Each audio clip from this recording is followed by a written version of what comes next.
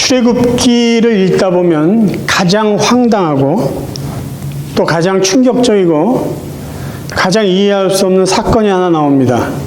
그것은 여러분이 아시듯이 이스라엘 백성들이 애굽에서 나와서 자유의 몸이 된 이후에 금으로 송아지 모양을 만들어서 금송아지를 향해서 절하면서 이 금송아지가 우리를 애굽에서 인도하여 낸 하나님이다, 우리의 신이다라고 말하고 금송아지를 섬긴 일이라고 할 수 있습니다. 하나님은요, 이 일 때문에 얼마나 화가 나셨는지 이스라엘 백성을 다 죽이시겠다고 합니다. 그러니까 하나님의 진노는 쉽게 풀릴 만한 그런 분이 아니었어요. 그래서 모세는 하나님께서 정말 이스라엘 백성을 죽이실 것 같아서 하나님 진정하세요. 하나님 진노를 거두십시오라고 출애굽기 32장에서는 2번, 33장에서는 1번, 총 3번이나 하나님의 노를 풀게 하려고 간절히 기도를 합니다. 그러니까 만약에 모세의 중보 기도가 없었다면 이스라엘 백성들은 아마 시내산, 그 시내 광야에서 다 죽었을지도 몰라요. 이스라엘 백성들이 역사 속에서 사라졌을지도 모릅니다. 저는 오늘 우리가 읽은 이 본문을 중심으로 해서 이 금송아지 사건 때문에 화가 난 하나님의 마음과 동시에 그 하나님의 진노를 풀게 하기 위해서 중보의 역할을 했던 모세의 모습 두 가지를 여러분과 함께 살펴보려고 합니다. 첫 번째, 이제 하나님의 마음이에요. 하나님은요, 정말 실망하십니다. 정말 이스라엘 백성 때문에 실망하셔서 이스라엘 백성과의 관계를 다 끊어버리려고 해요. 자, 성경 구절을 읽어드릴게요. 32장 7절입니다. 여호와께서 모세에게 이르시되 너는 내려가라. 내가 애굽 땅에서 인도하여 낸 내 백성이 부패하였도다. 지금 이 상황은 모세가 시내산에 올라가서 하나님께서 주시는 율법의 말씀을 받는 그 시간이었어요. 모세가 40여일 동안 시내산에 올라가서 하나님 주시는 십계명과 이스라엘 백성들에게 어떻게 신앙생활할 것인지를 가르치는 율법 말씀을 받고 있는 그 시간, 산 아래에 있는 이스라엘 백성들은요, 지도자가 40여일 동안 나타나지 않자 이런 작당을 하는 거예요. 애굽에서 나올 때 가져온 금부치를 모아서 금으로 송아지를 만듭니다. 그리고 이 송아지가 우리를 인도한 하나님이라고 경배하고 난리를 치는 거예요. 하나님께서 모세에게 말씀하신 거예요.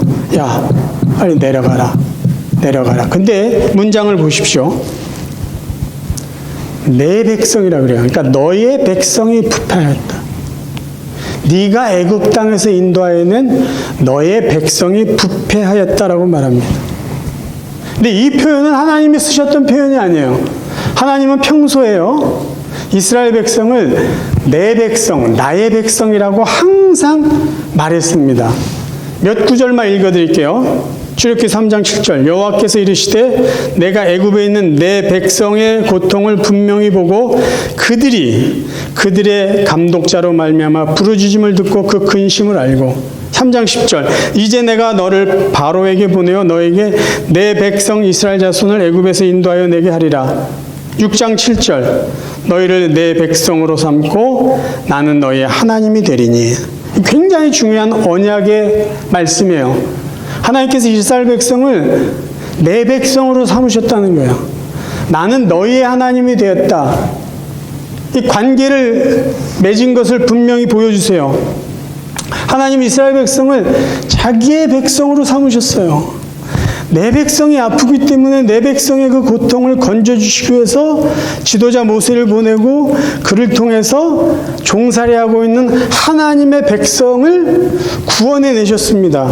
그런데 이 하나님의 백성들이 내 백성이라고 그렇게 하나님이 사랑하셨던 이 백성들이 송아지를 만들어 놓고 그것을 자기 하나님이라고 말하는 그 모습을 보고 하나님이 뭐라고 말씀하세요? 내 백성 아니다라는 거예요. 지금 이들은 너의 백성이다. 1인칭을 2인칭으로 사용하시면서 나는 이제 저들과 관계를 끊어버리겠다라는 것이. 끊어버리겠다. 저것들은 더 이상 내 백성이 아니야. 하나님의 마음을 우리가 알 수 있는 거예요. 그리고 10절에서 이렇게 말합니다. 그런즉 내가 하는 대로 두라. 어떻게 하시겠다는 거예요? 내가 그들에게 진노하여 그들을 진멸하고 너를 큰 나라가 되게 하리라. 야, 저렇게 목이 뻣뻣한 저 백성들, 너의 백성들, 배은망덕한 너의 백성들을 내가 다 죽여버리겠다. 그 말씀하고 계신 거예요. 하나님이 얼마나 실망했으면 내 백성으로 삼은 하나님의 백성들을 이제 내버리시려고 합니다. 근데 우리가 주목해야 될 표현이 10절에 있어요. 자, 10절에 보면은 그런즉 내가 하는 대로 두라 이렇게 표현되어 있어요. 내가 하는 대로. 이 말은요, 영어 성경에 보면 let me alone 이렇게 되어 있어요. 나 내버려둬라는 거예요. 나 내버려둬. 가만히 있어. 너 가만히 있어. 나 내버려둬. 내가 이들을 진멸할 거야 라고 말합니다. 근데 이 나를 내버려둬, 내가 하는 대로 내버려둬라는 이 표현은요, 심오한 이중성이 담겨 있다라는 것이죠. 추석학자들은 나를 내버려둬, 내가 하는 대로 나를 내버려둬 이 말에는요, 하나님의 이중적인 마음이 있다는 거예요. 특별히 브레바드 차일즈라는 신학자는 어떻게 이 부분을 해석하냐 하면요, 내가 하는 대로 두라라는 이 말은 나 말리지 마라고 해석하는 게 옳다라는 거예요. 그런데 나 말리지 마 이 표현에는요, 제발 나 좀 말려줘라는 이중적인 메시지가 담겨 있다라는 거예요. 왜 이렇게 표현했을까요? 하나님의 지금 마음은요, 감정은 이들을 다 쓸어버리고 싶은 거예요. 그들을 보고 더 이상 내 백성 삼고 싶지 않아요. 다 죽이려고 해요. 하나님의 마음과 감정은 이렇지만 하나님의 본심은 그렇지 않은 거예요. 그럼에도 불구하고 이들을 다시 용서해주고 이들을 약속의 백성으로 삼고 하나님의 나라를 이루고 싶어 하시는 것이 하나님의 본심이에요. 그래서 모세에게 이렇게 말하는 거죠. 야, 나 말리지 마 하면서 내심은 뭐라고요? 모세야, 나 좀 말려줘. 네가 말려야지 내가 이 백성들을 살려줄 수 있기 때문이야. 지금 그렇게 표현하고 있다는 것이에요. 쉬운 예를 한번 들어볼까요? 여러분들 자녀 키워보셔서 알 거예요. 자녀들 중에 한 녀석이 밖에 나가서 말썽을 부렸어요. 그래가지고 뭐 경찰이 이 아들을 데리고 와가지고 이런저런 것들을 이야기하고 갑니다. 속이 상해요, 아버지로서. 그래가지고 다른 자식한테 또 아내한테 이렇게 말해요. 몽둥이 가져오라고, 몽둥이. 내가 이 녀석 홍군형을 내주겠다고. 다리 몽둥이를 부러뜨리든지 이게 뭐냐고. 몽둥이 가져오라고. 그리고 몽둥이를 들고 어떻게 해요? 나 말리지 마. 나 말리지 마. 그 소리는 뭐예요? 나 말리라는 거예요. 나 말리라는 거죠. 그렇죠? 적당히 내가 야단칠 테니까 분위기 보고 나 좀 말려달라는 게 그게 아버지의 마음 아니에요. 지금 하나님께서 모세에게 굳이 모세에게 나 내버려둬, 나 말리지 마 이 얘기한 건요, 야, 내가 이들 다 죽여버릴지도 몰라. 그러니까 나 좀 말려줘. 나 좀 말려줘. 내가 이들을 그냥 용서해 줄 수 없잖아. 이들을 야단쳐야 되는데 네가 좀 말려줘. 왜? 하나님의 본심은 이들을 정말 쓸어버리고 싶은 것이 아니기 때문이에요. 그러니까 사실은 모세에게 요청하는 거예요. 모세야, 나를 좀 말려줘. 그래야 내가 이들을 용서할 수 있는 어떤 근거가 될 거 아니야. 이게 하나님의 마음이라는 거예요. 이게 하나님의 마음.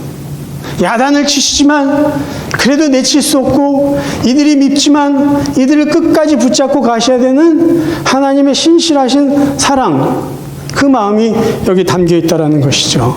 그럼 모세는 어떻게 했을까요? 이제 모세의 중보 역할이 굉장히 중요해요. 모세가 만약에 하나님의 마음을 이해하지 못해요. 하나님의 이중 메시지를 제대로 파악하지 못하고 내버려도 그랬다고 가만히 있어 보이세요. 큰일 나는 거예요. 그렇죠? 이스라엘 백성들 거기서 다 죽었을지도 몰라요. 그런데 모세는 기가 막히게 하나님의 마음을 캐치합니다. 놀랍게도 모세는 하나님의 마음을 이해해요. 그래서 곧바로 하나님 앞에 이렇게 기도하죠. 하나님 참으셔야 됩니다.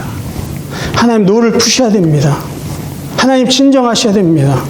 저들을 용서해 주셔야 됩니다. 근데 이 하나님의 노를 풀기 위해서 모세는 지혜롭게 하나님을 설득해요. 어떻게 하나님의 진노를 풀어주냐면요. 첫 번째 모세는 하나님은 이스라엘 백성을 사랑하는 사랑의 하나님이라는 말을 해요. 본문 11절, 12절을 제가 읽어드릴게요. 모세가 그의 하나님 여호와께 구하여 이르되 여호와여 어찌하여 그 큰 권능과 강한 손으로 애굽 땅에서 인도하여 내신 주의 백성에게 진노하시나이까. 다시 한번 확인시켜 드린 게 있어요. 하나님은 이스라엘 백성을 당신의 백성으로 선택하고 사랑하시지 않았습니까? 이들은 주님의 백성입니다. 이들은 주님의 백성입니다. 그걸 계속해서 강조해요. 12절에 주의 맹렬한 노를 그치시고 뜻을 돌이키사 주의 백성에게 이 화를 내리지 마옵소서. 하나님 모세에게 이들은 너의 백성이야 라고 했더니 모세가 뭐라고 그래요? 아니에요. 이 백성은 하나님의 백성입니다. 두 번째 모세가 하나님을 설득하는 건요. 하나님의 명성을 확인시켜줘요. 12절을 읽어드릴게요. 어찌하여 애굽 사람들이 이르기를 여호와가 자기의 백성을 산에서 죽이고 지면에서 진멸하려는 악한 의도로 인도해 내었다고 말하게 하시려 하나이까. 주의 맹렬한 노를 그치시고 뜻을 돌이키사 주의 백성이 이 화를 내리지 마옵소서. 하나님, 만약에 여기서 하나님이 이들을 진멸한다면 애굽에 있는 사람들이 하나님 보고 뭐라고 그러시겠습니까? 아니, 광야에까지 끌고 가셔서 죽이려고 애굽에서 그 10가지 재앙을 내리시고 홍해 바다를 가르시고 그 일을 하셨어요? 그렇게 하나님에 대해서 평가할 거 아니에요. 애굽 사람만 그럴까요? 그 시대에 살고 있었던 그 지역에 있는 많은 나라 사람들이요, 하나님에 대해서 굉장히 두려워하고 있었어요.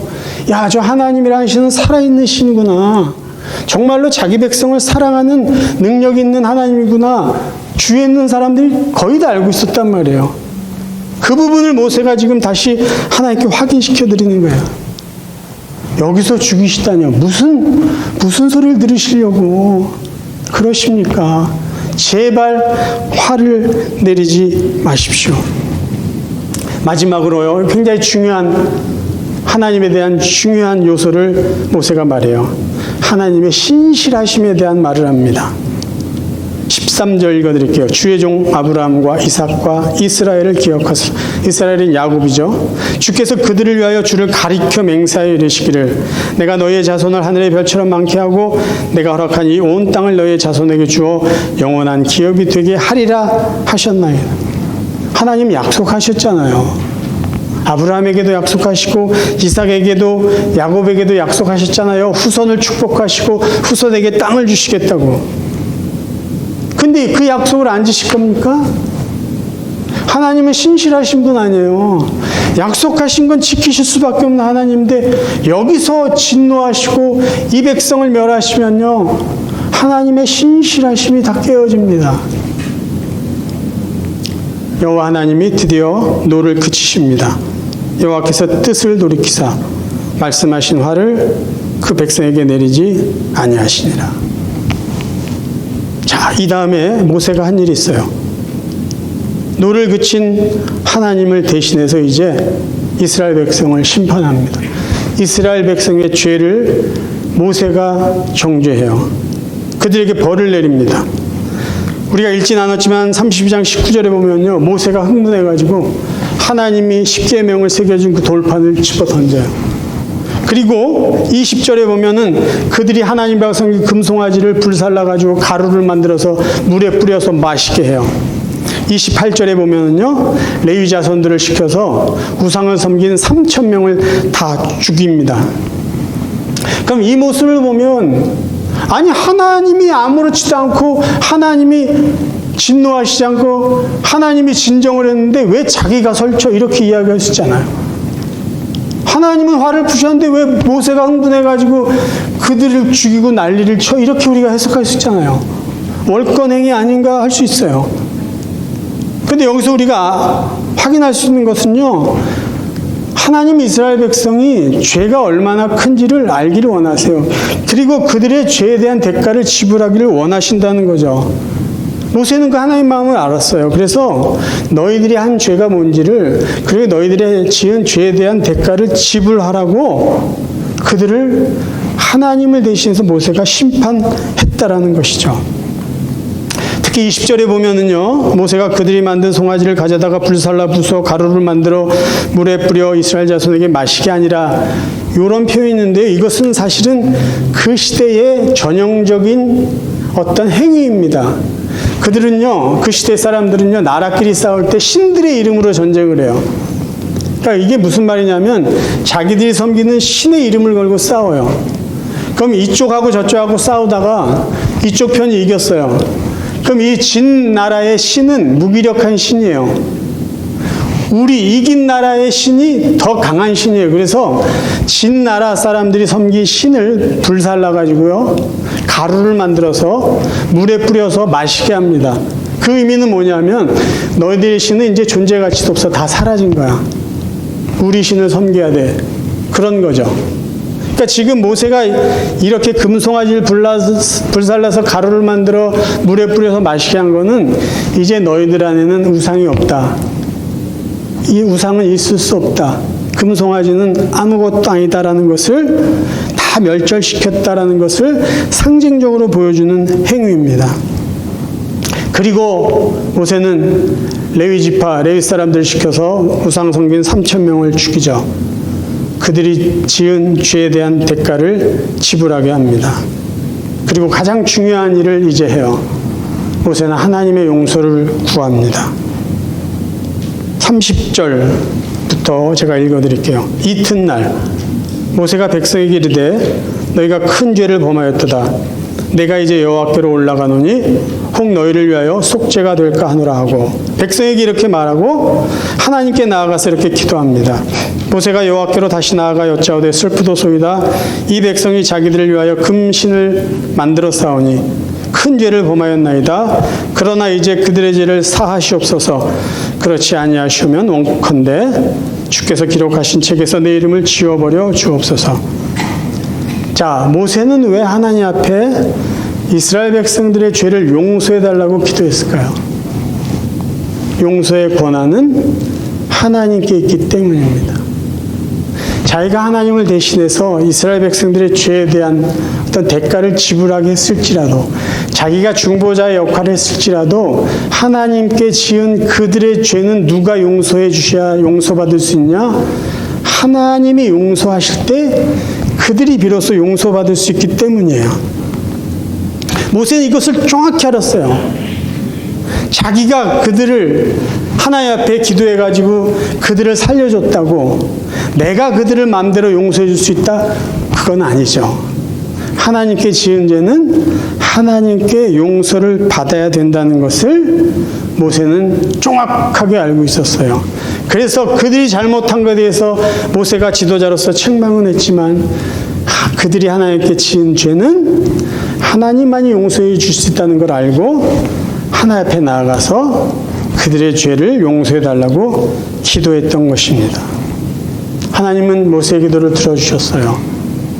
그래서 그들을 진멸하지 않고 부족하고 여전히 교만한 그들이지만 하나님은 그들을 이끌어 가십니다. 말씀을 정리할게요. 모세는 정말 위대한 중보자예요. 오늘 본문이 그것을 증명해 주고 있습니다. 모세의 중보자 역할이 없었다면 이스라엘 백성들 다 죽었을 것이고요. 하나님이 이루시고자 하는 하나님 나라의 그 뜻은 처음부터 다시 시작했어야 될 거예요. 이스라엘 백성들의 후손을 번창하게 하고 그들을 통해서 하나님의 나라를 이루시겠다는 이 계획.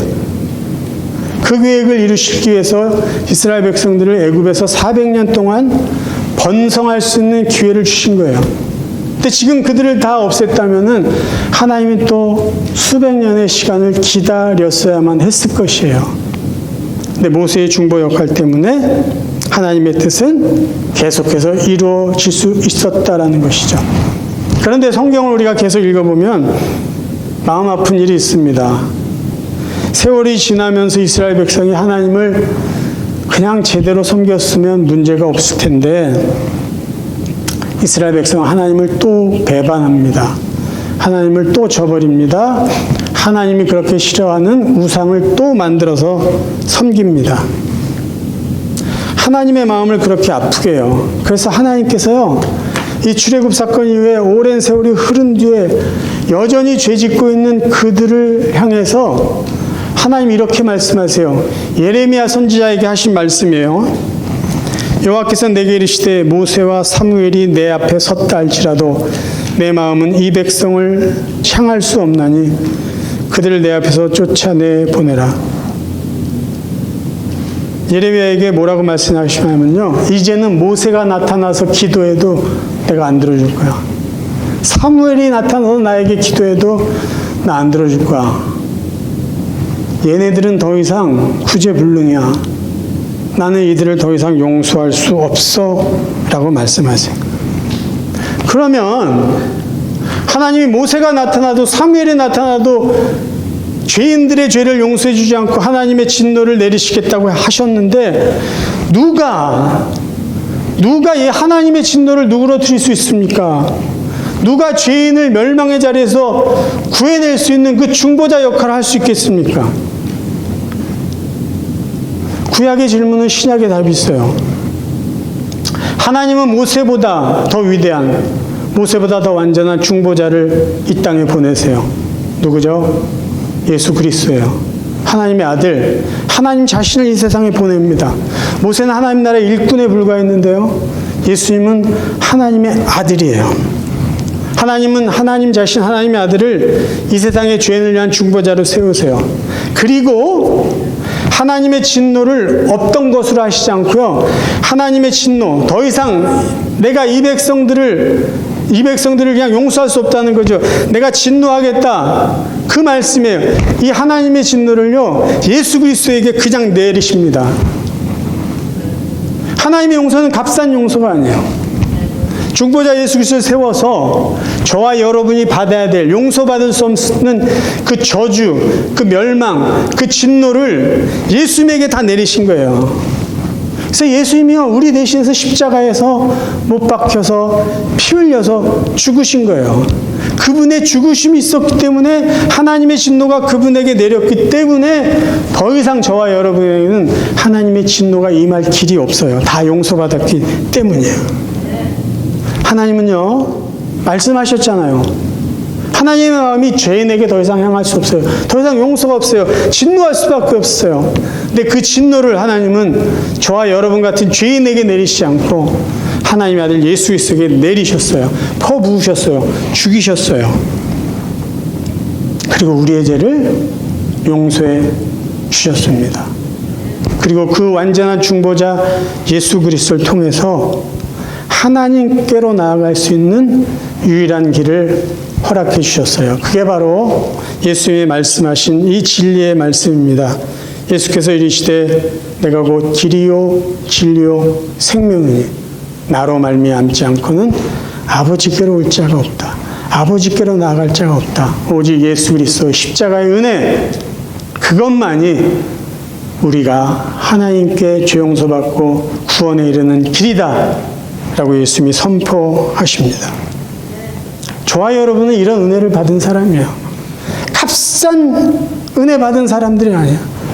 우리가 받아야 될 하나님의 저주와 진노를 하나님 예수님에게 내리시고 예수님 때문에 우리는 용서받게 되었고 예수님 때문에 우리는 하나님 앞에 나아갈 수 있는 구원의 길을 얻게 된 사람들입니다.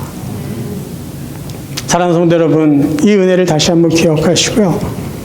이전보다 더 깊은 감사를 하나님 앞에 올리십시오. 이전보다 더 하나님 사랑하세요. 이전보다 더 하나님 말씀대로 살도록 노력하십시오. 그래서 하나님 은혜에 감사하시고 하나님 은혜에 깊이 젖어드시고 그래서 주님 만나는 그날에 정말로 감격스럽게 정말로 감사하면서 주님 만날 수 있는 저와 여러분 되시기를 주님의 이름으로 축원합니다. 우리 이 시간 같이 한번 기도하겠습니다. 우리가 받은 은혜요, 놀라운 은혜입니다. 놀라운 은혜요. 이 계산이 안 되는 겁니다. 십자가 앞에서는 두 가지 우리의 모습을 바라보셔야 돼요. 우리가 얼마나 악한 죄인인가. 그런데 우리가 얼마나 또 존귀한 자인가. 왜요? 십자가는 우리가 죽어야 될 것이기 때문에 우리는 죽을 죄인이라는 것을 알려주지만 동시에 우리는 죽지 않고 살았습니다. 예수님이 대신 죽어주셨어요. 그토록 우리는 존귀한 자예요. 우리 다시 한번 우리의 모습을 하나님 앞에 고백하고 우리를 그렇게 사랑하신 하나님의 은혜를 이 시간 깊이 감사할 수 있는 시간 되길 원합니다. 우리 시간 조용히 한번 하나님의 은혜를 묵상할 수 있는 시간 갖게 한 1분 정도 조용히 하나님의 은혜를